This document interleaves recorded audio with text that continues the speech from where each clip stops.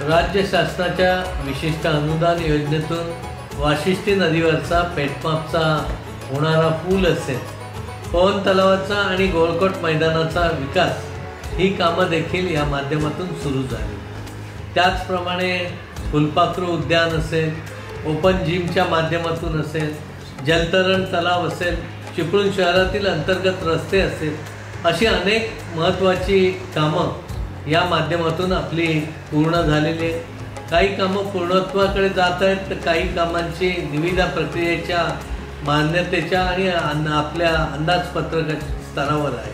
ही सर्व कामं पूर्ण करणे ही माझी जबाबदारी आहे आणि निश्चितपणे ती कामं मी पूर्ण करेन, हा विश्वास देखील या माध्यमातून।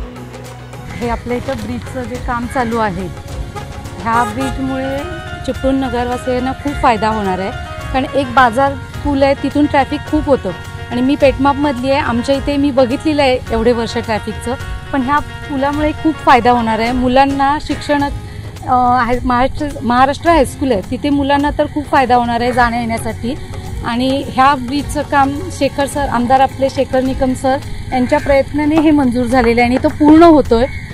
त्यामुळे त्यांचे मी पेटमापवासियांतर्फे खूप आभारी आहे। जपू अशीच नाती, नीती आणि संस्कृती। आपले शेखर निकम सर्वांचे सांगाती। शेखर निकम, शेखर निकम।